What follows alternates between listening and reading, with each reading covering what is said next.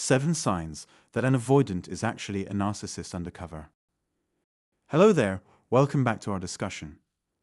Today, we're delving into the intricate realm of narcissism, exploring how to identify the telltale signs before they take their toll. Amidst the vast sea of information on the internet lies a compelling graphic known as the narcissistic abuse cycle, and it's worth dissecting. Let's delve into its depths. This cycle comprises 4 pivotal stages: idealization, devaluation, discard, and hoovering.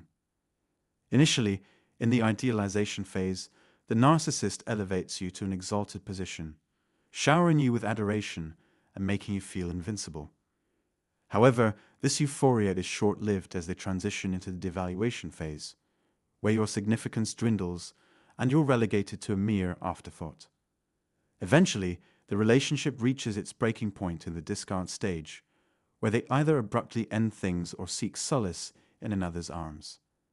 But just when you think it's safe to move on, they resurface during the hoovering phase, attempting to reel you back into their tumultuous world. If this narrative strikes a chord with you, it could serve as a glaring indication that you're entangled with a narcissist.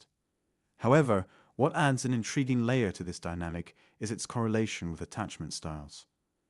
Research as far back as 1998 has drawn connections between narcissistic traits and insecure attachment styles, particularly those characterized by anxiety and avoidance.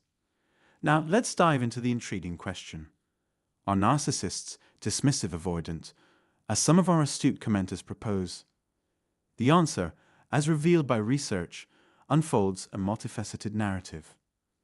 Studies indicate that individuals exhibiting high levels of grandiose narcissism may showcase either secure or avoidant attachment styles, whereas those manifesting vulnerable narcissism tend to gravitate towards anxious or fearful attachment styles. Grandiose narcissists exude an air of self-importance. They swagger with an inflated sense of self, firmly believing they stand atop the pedestal of superiority and warrant special treatment. Outwardly, they appear charismatic, confident, and brimming with self-assurance. Criticism barely phases them. They either retaliate with anger or shrug it off, unwilling to entertain feelings of vulnerability. They prioritize superficial connections, valuing individuals solely based on their potential to enhance their own status.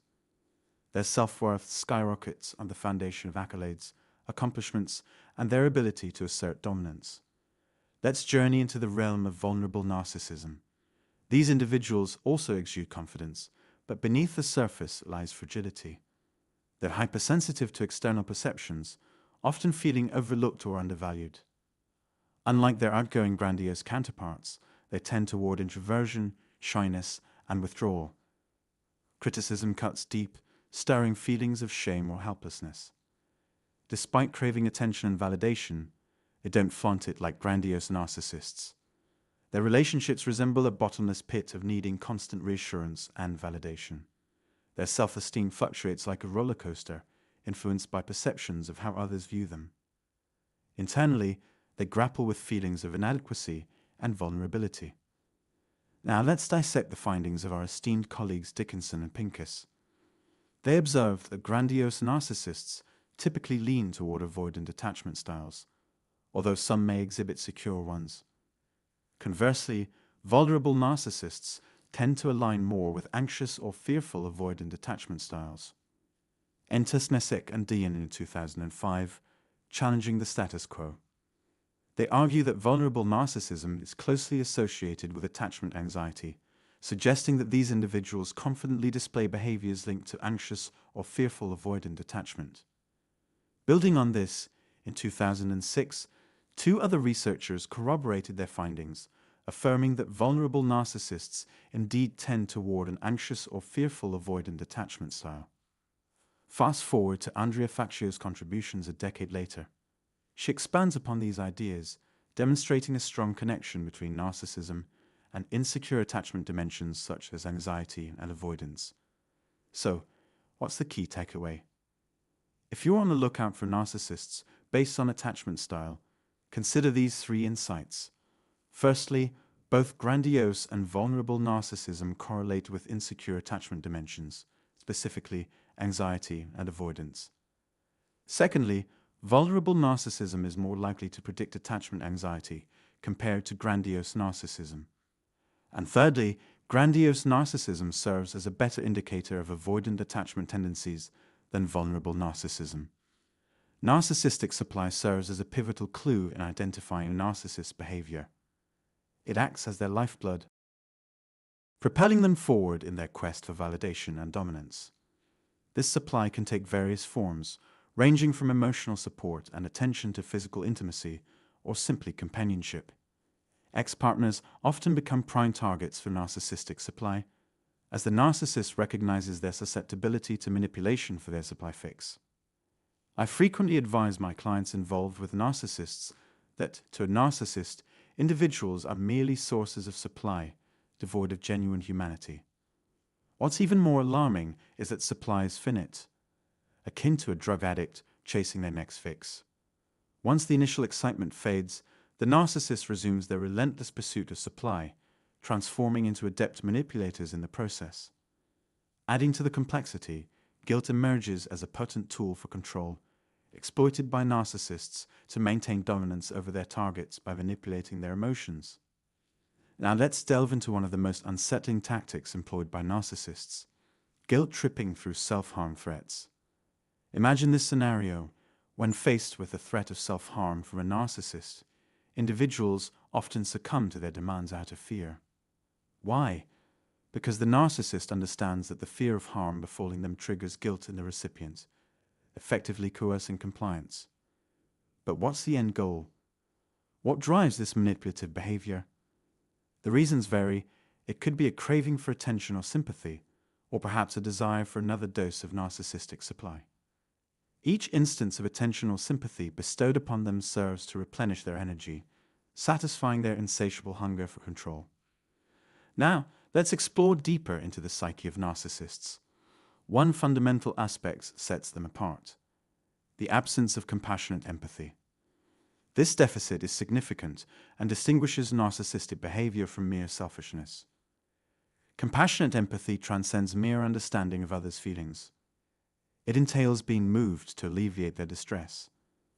Think of it as comprising four essential components: emotional recognition, emotional resonance, understanding the situation, and the motivation to take action to ease their suffering. Identifying narcissists poses a challenge, especially considering their adeptness at feigning genuine empathy. An important indicator is when your partner extends comfort but then seeks recompense, be it through sexual favors, material possessions, or other demands. Should you discern this recurring pattern, it serves as a significant red flag. A poignant illustration of narcissistic behavior is evident in Jules' narrative, highlighting the intricate layers of manipulation and control. Despite enduring a tumultuous upbringing and achieving success in the music industry, Jules' mother re-emerged, seizing control of her daughter's business affairs. Exploiting Jules' longing for familial connection, her mother insidiously gained dominion over her career and finances. As Jules' star ascended, her autonomy dwindled, leading to financial mismanagement and ensuing debts. When confronted, her mother exhibited selfishness and gaslighting, deflecting accountability and demanding an apology instead. This narrative underscores a chilling manifestation of narcissistic behavior, cold empathy, an ability to exploit emotions without genuine empathy. Despite Jules' desire for maternal affection, she fell victim to manipulation, resulting in overbearing micromanagement and eventual betrayal. Now, let's explore a facet often overlooked in identifying narcissists: the uncanny valley.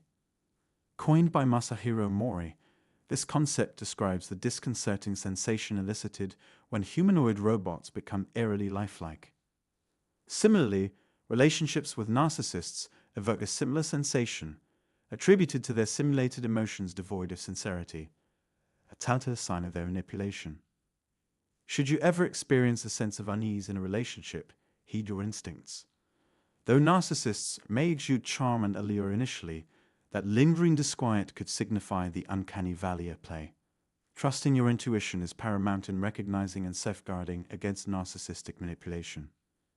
If you found this insight beneficial, remember to like, subscribe, and share this video with others who may benefit. Additionally, for further guidance or support, explore the free book and one-on-one consultation linked in the description below. Thank you for watching, and always trust your instincts.